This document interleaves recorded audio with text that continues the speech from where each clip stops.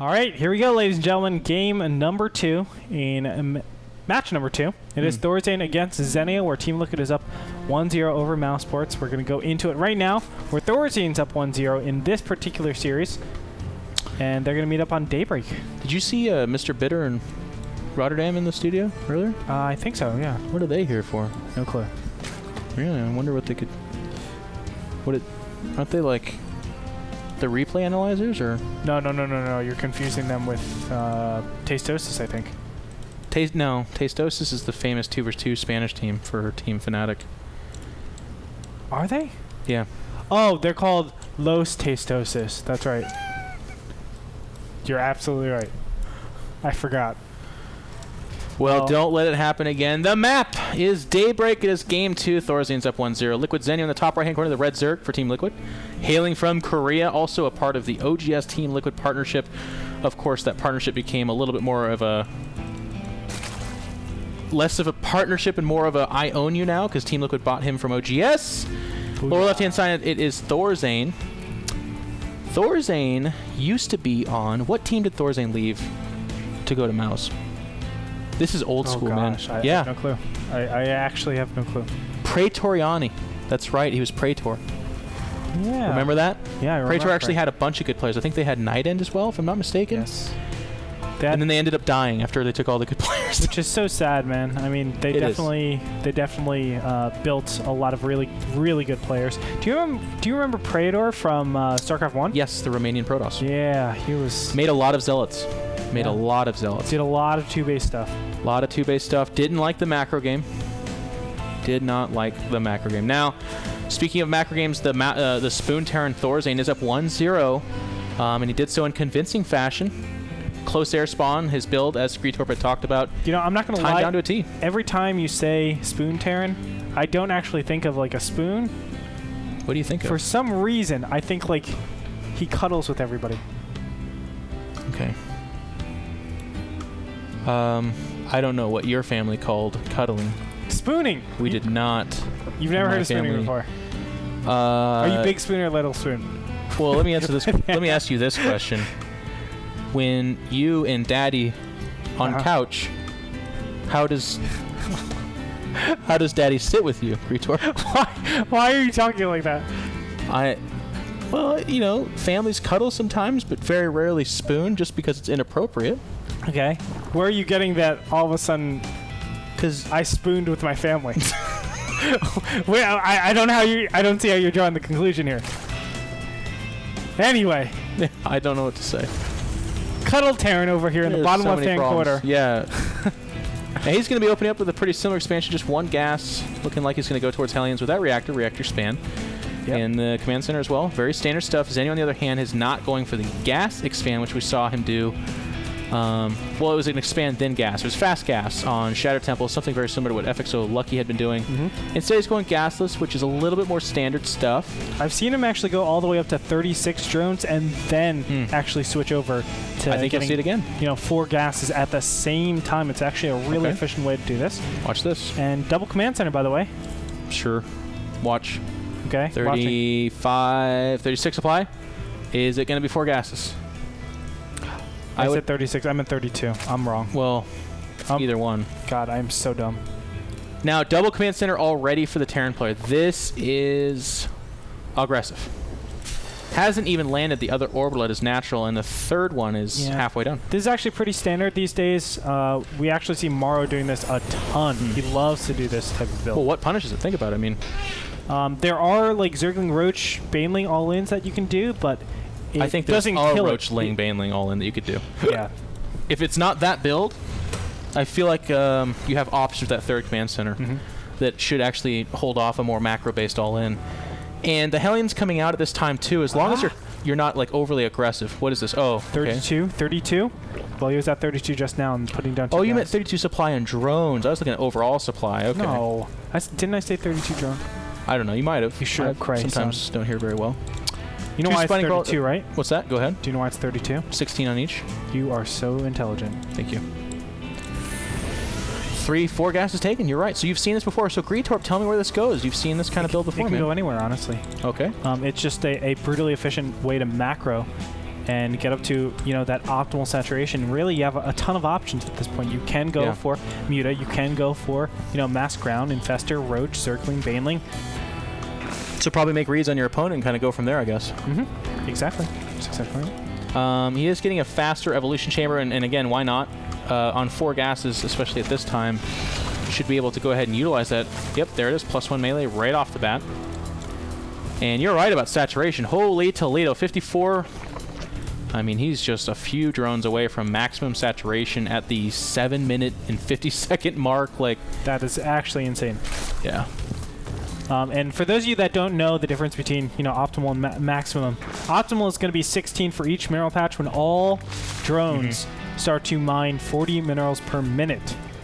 When you're at optimal, or excuse me, maximum, which is a total of 24 per particular, you know, 8 minerals. 3 per mineral. You're actually getting 35 minerals per minute for each of the drones. Or you can look at this, the initial 16 are doing 40, and then the next 8 are doing only 20 minerals per minute. So you have a 50% reduction, or you need 2.5 minutes to actually buy back that one drone that you made.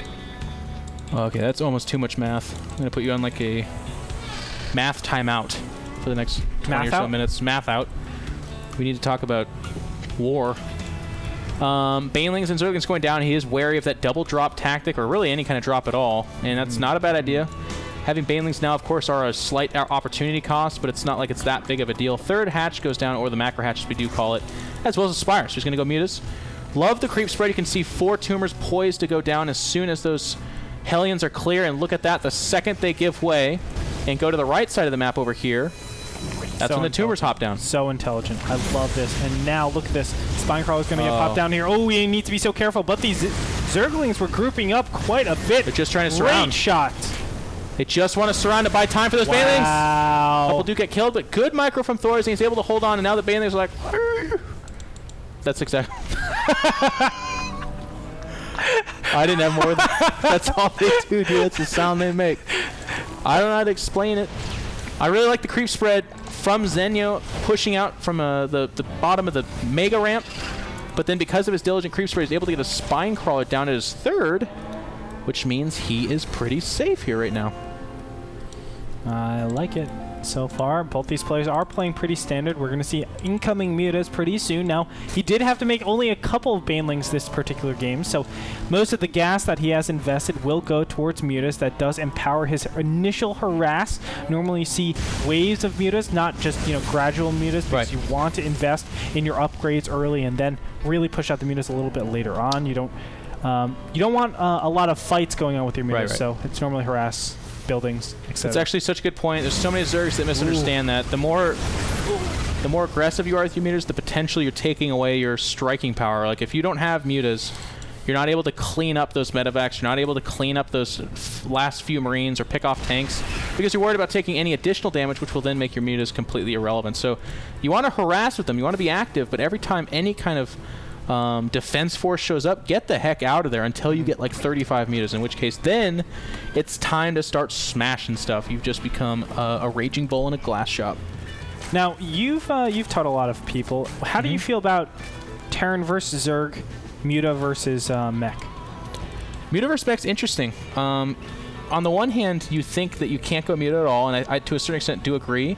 But if you open Mech and if you're open Muta and you're facing Mech, which is what's kind of happening here, you want to cut your mutas off after like 10 or 15. And what they should do is they should pick off those Hellions if it should be harassing. They should force missile threats. They should get those Thors moving around as opposed to being safe in key locations. And all the while, you should be developing your tech elsewhere. You should be going Roach with speed, maybe Tunneling Claws. Drop is a good idea, but also, and this is key, Banelings against Mech. Yes, I said it. There's so many Zerg players that don't believe this. Dropping Banelings on a mostly tank army, fantastic. Running Banelings into a mostly Thor army, fantastic. That is the stuff of nightmares for Terran players, and not a lot of Zergs do it. I have to tell you, you're 100% right, and that's one of the main reasons why I actually stray away from going Mech against Zerg, you know? Because as soon as you get, let's say, 2 or 3 Banelings to drop just over the Hellions, right? All of a sudden, I've lost all of my tanking units. You know, Hellions are normally the ones tanking the damage before you actually get to the Thors, the Siege Tanks, and you can't go pure Thor against Baneling too. Exactly. Like you said, with those Hellions, if they're, I mean, even against Banelings, like if there's enough of them, they're gonna get in there. They're gonna hit. Now, as we see here, Zenyo is kind of doing what I said. So he's upgrading melee and armor. He's making lings. He's getting roach speed, that kind of stuff. But he's also going energy on the infestors, and this is not an incorrect choice. Infestors, especially with Neural Parasite, do become effective here. The problem is that they don't function like they do against Bio, so you can't just over and over again fungal 15 Thors and hope to do anything to them. You actually can only do this to like freeze like Hellion Harass or Neural Parasite individual tanks or Thors. That's where that effectiveness comes in. So he's still going to need a lot of roaches or a lot of lings or something else. He can't just be infestors. Now, Zenyo has to be so careful. This is going to be the big thing. I want you to look. +2 attack is finished. That lets those Thors two-shot the Mutas. It only takes 2 shots to kill them. On top of that, what do we see? Terran building armor, ladies and gentlemen. Nice. The greatest upgrade known to man. This is something you've been talking about for a long time. Oh my god. We do see Neural Parasite from the Zerg, which is rare. You typically don't see that as much, and I'm happy to see it here. And now I think it has a lot of utility, because if you look at the style of mech that Thorazane is going, not a lot of tanks, a lot of Thors. Now he could follow this up with tanks. In fact, the perfect mech army should have like a 2-to-1 Thor to tank ratio. Sometimes you can flip that around, but I really like the Thors because they're a little bit more mobile, and they are a better answer to Broodlords than having more tanks. Yeah, you need Siege Tanks out. Plain and simple. If you don't have them, Banelings are going to smash your face into the ground. It's very easy to do that. So here we go. The push has started over here. Planetary Fortress, man. 5 armor. Oh yeah, man. Holy crap. And here we go, the big push. No, he's going to back up right here, right before the I don't like Zenyo's army at all. I don't know what he's thinking. It's Ling Muta, Infester, and there's as many Hellions as there are Zerglings. Mutas, of course, can't attack.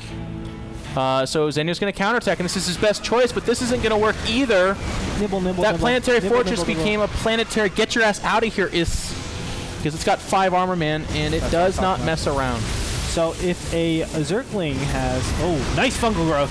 Wow. Nice fungal, but terrible infester movement. He actually walked into the flame. And while he did kill all of the Hellions, he's got to really watch his infester count because that's his lifeline.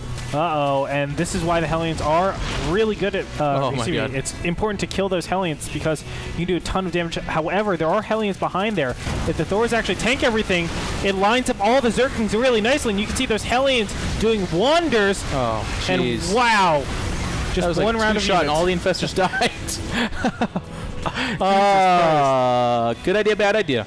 This was a bad idea. Bad idea. Infestor Neural Parasite, cool. Infestor Neural Parasite when you have 0 coverage at all, terrible idea. Terrible. Now, Zenyo's going to walk up here, or excuse me, not Zenyo, Thorazane, still on the prowl. Zergling's making sure that they are in fact facing a 4-base Terran. Now, this left side base does have no ling defense, and that's going to get exploited right now. Yes, it is. The Zerglings are getting over here. In the meantime, that 4th was cleaned up in the bottom right-hand corner. And it looks like they're going to be base trading a little bit, although, you know, this is probably a more important base for Thorazane over here. He does not want to be losing this particular Orbital Command Center or so many SCVs. So what is he going to do? Looks like he is able to get units over there, and he's going to be fine. He's going to be absolutely fine. Eventually. He's got 2 Thors over here. Yep. But those are 2/2 Lings. Now with the Hellions, they should be completely fine. Yep. Meanwhile, lots of Lings still in the middle map. I guess the advantage of going... God. Oh, wow. Huge surround. This would be a big win for Zenyo. And he will not be denied. Tanks and Thors going down alike. A couple of infestors to make sure that this is, in fact, a slaughter. And he actually sheds mercy on the last Thor, but the Thor... Nope. Oh, there we go. Got ya. Gotcha. Oh, God. Oh, wow. Maybe not.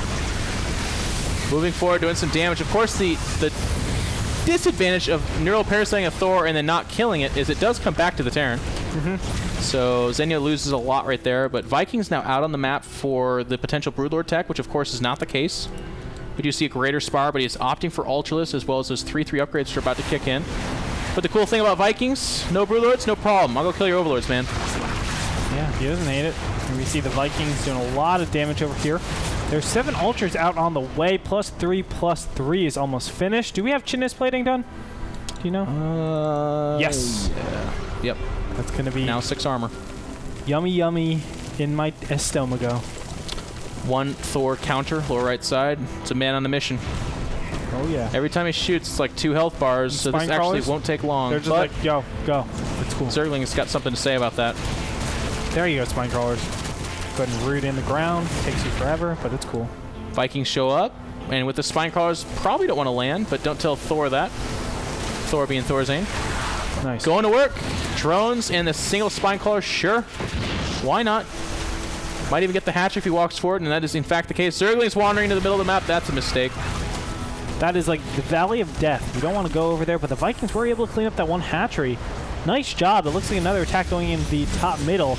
Now, Zenio wants to take these middle expansions. It's imperative that he actually is able to keep them. The problem is Thorzane has a very easy way to actually play out this game. All he has to do is take his side of the map, delay as much as possible, and focus on that 12 o'clock and 6 o'clock position. That's his plan overall. If you can deny his opponent the same amount of expansions, or excuse me, deny his opponent so that they have the same amount of expansions, then it's actually a big advantage for Terran. They have a lot more cost efficiency, and they can also take expansions a lot easier.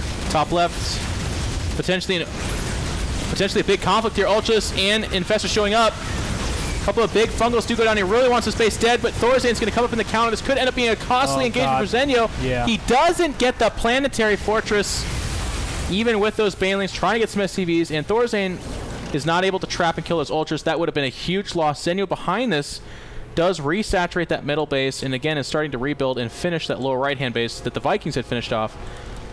And Thorzane's scouting out and seeing, okay, this is a really well-defended base. I'm going to kill it. I've got a lot of Thors. Unfortunately for Zenio, Thorzane has the perfect army composition. Thors are great to deal with ultras, and of course you don't have a lot of other supporting units to actually help out. So right now, I mean, Thorzane has a complete advantage in this game. The army composition is looking beautiful. Here we go. It's actually going to begin. The Thors are going to be bottlenecked. Or excuse me, the ultras are going to be bottlenecked, and the Thors are able to do just so much damage. No concave. You can't get a concave when they're all bunched up on a ramp like that. Definitely. If these were weaker units, that would be the perfect fungal opportunity, but it's not the case. Vikings landing, getting in on the action, picking off a queen, actually 2 queens, as well as perhaps an infestor.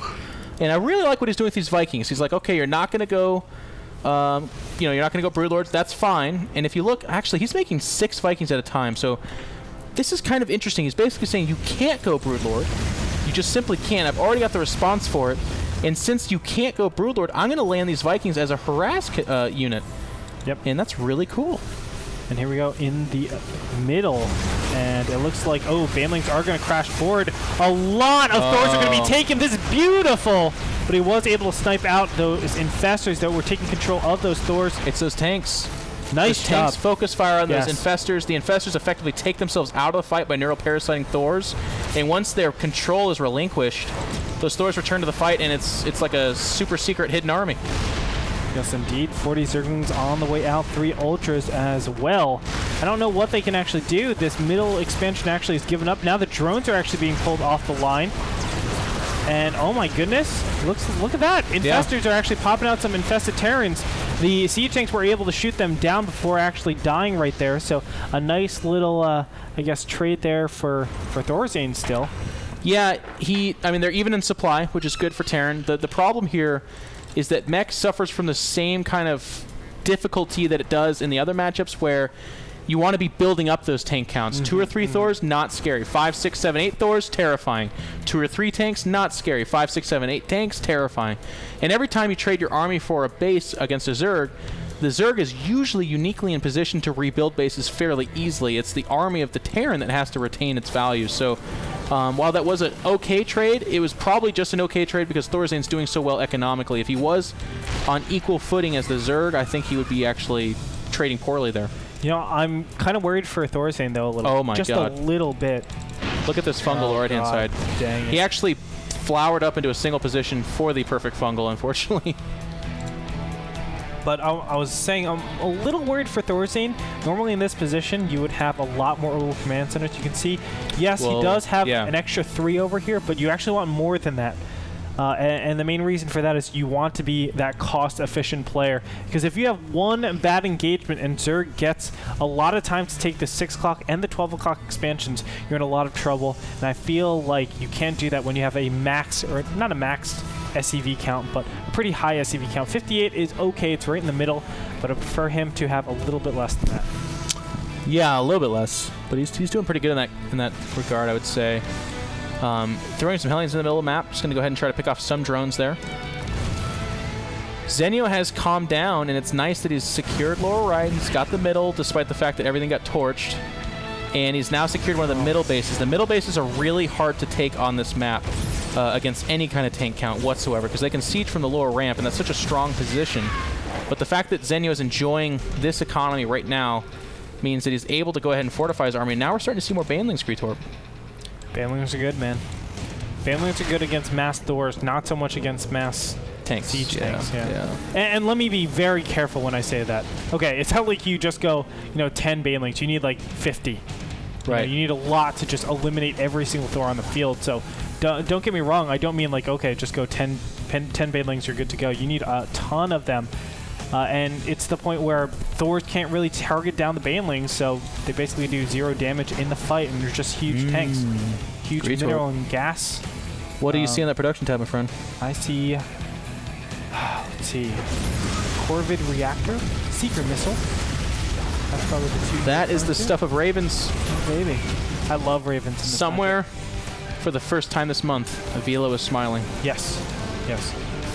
This was actually taken directly from Avila's late game. Oh yeah, Thorazine must have read that thread. He had to have. He had to. Yeah. I can't imagine.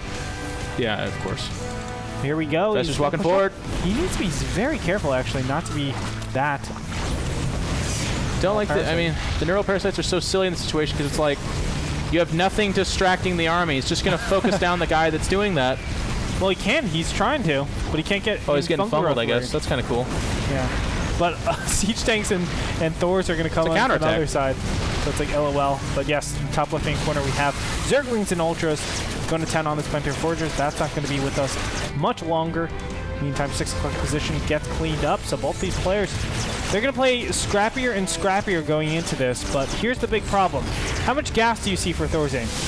Yeah. That is a crap ton of Ravens. And Ravens are like the new High Templar from Brood War, where it's like they are the unit that can sit around in the forever game. So if it's like if it's a 2-hour game and I've got 20 Ravens, they can drop auto turrets. Their PDDs have value. Their Hunter Seekers are good. This is tough, and Thorazine's going to take the lower right-hand side, which means in the blink of an eye, Zenio traded 1 base for 2, and I just did the math in my head, Gretorp. Go on. Bad math. Or, excuse me, bad trade. Bad math. If you can kill this army, maybe good. Unsiege and then go? Yeah. But, actually blindsiding this back army. Might be able to get a little bit of good friendly fire, but here we go from all sides. Banelings are actually going to go directly for it. Looks like the siege tanks in the middle there, but they don't actually kill anything. The Ultras in the back are actually the ones sleeping up. And wow, this flank, this is why Zerg flanks are known to be so deadly. You can see, that one fight over here at that choke wasn't too good for all those Thors. All of a sudden, the Ultras are able to do so much damage and clean up all that force. 86 applied to 135 in favor of Zenio. And he's in good position, but I don't like that he's attacking here. He's leading with the weakest Ultralisk. So basically, just by unit pathing, he donated an Ultralisk, whereas he could have gone home. I was going to say transfused, but actually he has 0 queens on the map. Really? One of those strange situations where they just get completely forgotten. And in fact, Thorazine's making another command center. I don't like that. Would have liked to have seen him save that money and instead use the orbital commands he has on the left side of the map.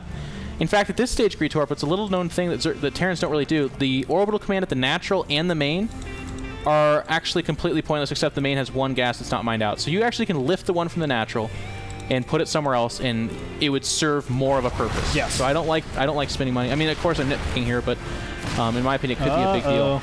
There we go. It's Ultras against Siege Tanks, and actually, this is a really good trade for the Zerg. You can see the Ultras live forever in this point. Hunter Seeker missiles. They're going to do a lot of damage here. Vikings are going to lift off. There's one single Thor being neural parasited, and the Ravens as well. They're being neural parasited as well. Wow. To gain control of the auto turrets. Awesome stuff, man. Oh, and he has control of the auto turret too by planning. That's awesome. And now with control of the Thor, he can actually shoot those Vikings in the air. Zenio does kill that planetary fortress. Unfortunately for him, he doesn't know this, but top left is going down underneath all of this. While he kills all of those Vikings by the mind-controlled Thor. That's fantastic play. Now he's got to get out of here. Now the problem is, yeah, okay, you killed the army. That's great, but you actually spent a lot of money on those Ultralists. And he is mining lower right, so if he can get away with mining lower right and the middle base, as well as take this middle base, he's in fantastic position. But otherwise, he just gave 5 Ultras away for an otherwise mostly mined out base. Yeah, both these players are playing very scrappy. You can see mostly going towards the casting units. Of course, Infestors and Zerglings. Banelings are actually being formed over here. 3 Infestors on the way out right now. Can he get it in time? Now, this is really important. Bring SCVs along. That's so good when you're in low economy. Make sure these Thors stay alive as long as possible. Fungal Growth goes off on those Ravens. He cannot lose those Ravens, Jeff. If he does, he will not be happy going into the later game stages. Even though we're expensive. 36 minutes in, I foresee this going on a little bit further. A lot of drones did get saved from that fight, so that's the plus side of that. That's the silver lining, if you will, and he is mining from that middle expansion. He needs to make it all about that middle base. It's very healthy. It has barely been mined at all during this game. Lower right-hand side has been taken back, but unfortunately for him, he's not handling the gas appropriately. Actually, he's not mining from the one gas, and he hasn't even rebuilt the other gas, which is extremely important because he only has 12 right now. But Zenio is actually just completely focused on making as much stuff as he possibly can to hold on right now. He's got a lot of Infestors and Lings, and they're heading to top left. They could get a surround here, and if they do, this base could go down, and there is that surround, so no repair. Very little repair, excuse me. We'll be able to squeeze in there, but the planetary fortress with that +2 armor starting to kind of hold on, and no, it doesn't. That base will go down. Meanwhile, there's some Zerglings inside the main as well. And there's a counter check in the 12 o'clock position.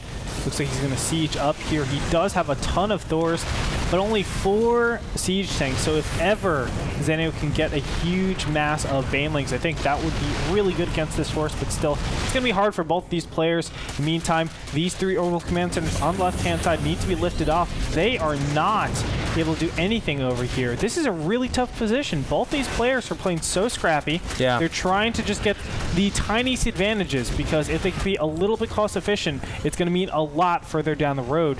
You can see, you know, they're just long distance mining like crazy. A ton of drones and SCVs. Poke into the middle. He's going to get that sensor tower. That's actually a pretty big deal. Sensor tower does a lot for the Terran in this situation. A lot of Fungals down going on those Hellions, and he doesn't finish them off. And these Infestors are so slow at getting out of here. But big Fungals going down. Nice. Ravens really got to be careful. They got a lot of energy, and they don't want to get lost here. Oh, there's one Neuroparasite. Oh, God. And he Hunter Seeker missiles the other Raven. Fantastic play. Nice job. And now with the mind control of the tank here, but it's going to cost him a few of these Infestors. Just trying to get away, dropping Fungals on the pursuing force. Meanwhile, Zenio has once again tried to expand to that 6 o'clock middle expansion. He has saturated the lower right-hand side, but again, forgetting about that gas, which is kind of a mistake here. He's pinched for gas. He needs it. I don't know what he can do from here. I mean, Thorzane is in a really, really nice spot, I think, with his army composition, but all it takes is one bad engagement. He loses everything, and he's dead. He's absolutely dead. And he can't keep having his Ravens just going willy-nilly forward. Yeah. And all of a sudden, all of his energy that he's been working up for, the stuff that he needed to actually stay alive, is being spent. Big fight here. At one hand, I was going to say that it was going to cost Thorzane, but he's able to recover pretty well, just picking up his base very simply. Did lose some units, but not a big deal. Meanwhile, on the left side, we have that third base once again being scouted by Zerglings. Unfortunately, it's top left. He needs to keep his eye on. That base has been at least landed once more. Zerglings trying to make their way into the main, but Thorzane aptly picks up those depots and is going to hold it off with Hellions coming back home to clean it up. That's going to be good. Again, top left is going to be attacked. I think, you know, he should probably forget top left, forget mid left, forget his main. Take all these orbital command centers and start trying to take like the bottom middle, something like that. You know, make artificial walls with all of those orbital command centers.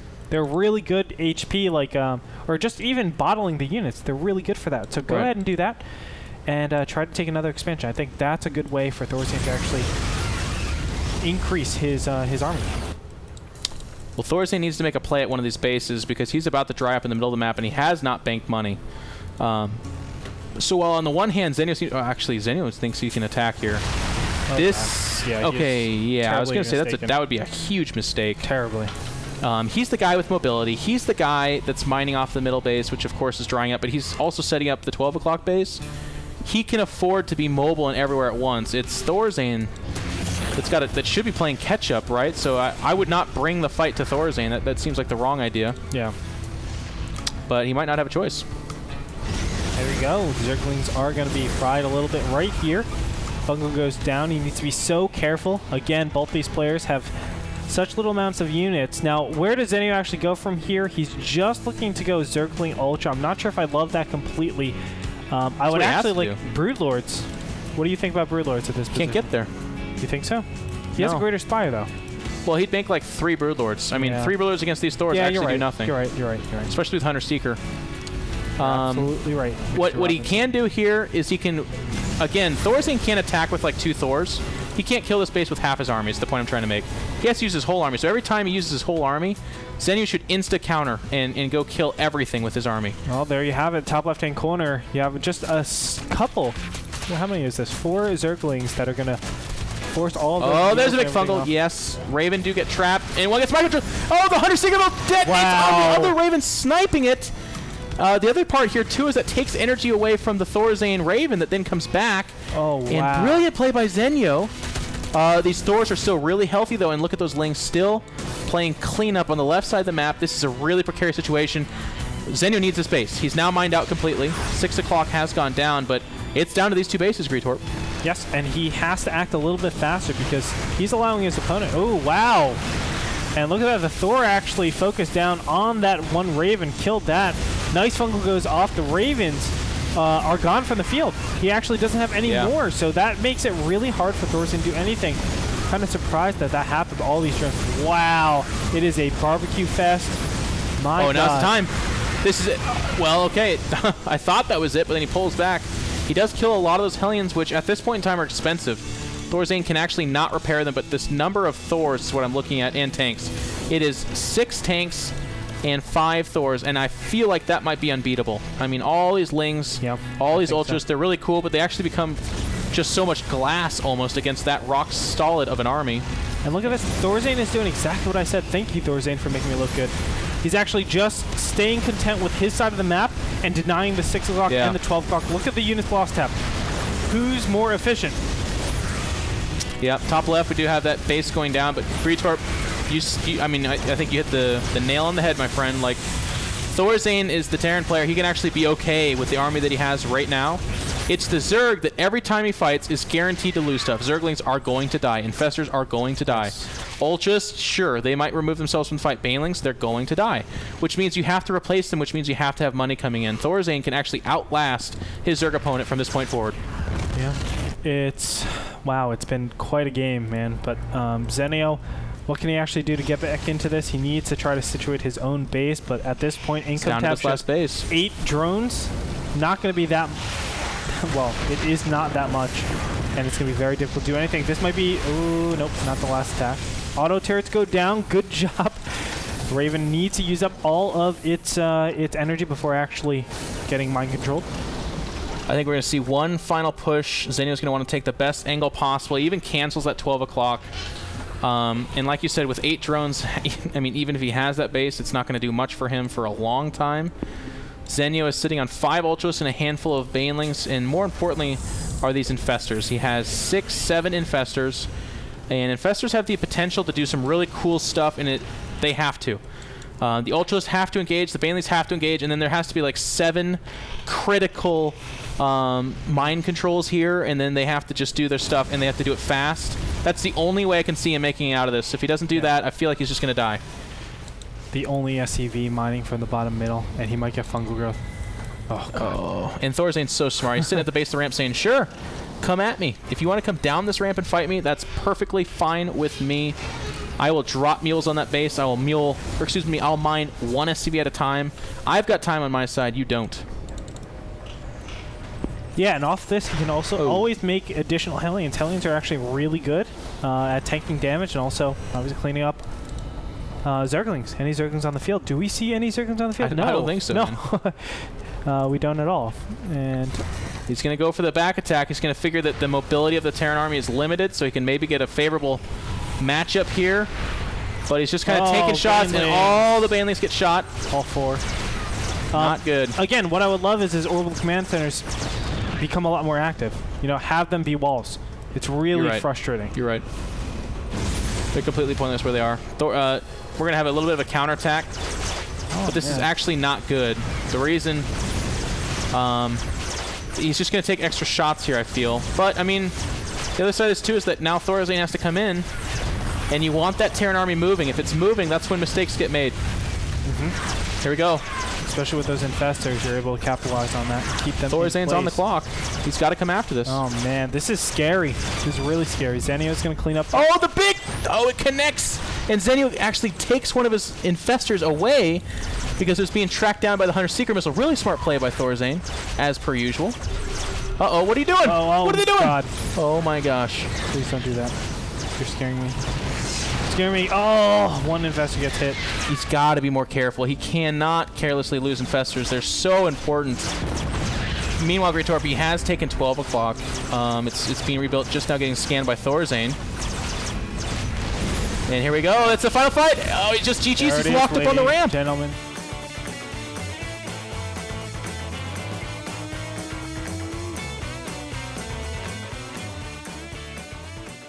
Zenio will fall.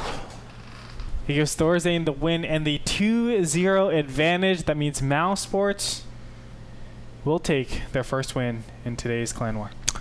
Yeah, the 2-0 advantage. Holy crap. A little bit of an anticlimactic ending there. I think Zenio got locked up on the ramp.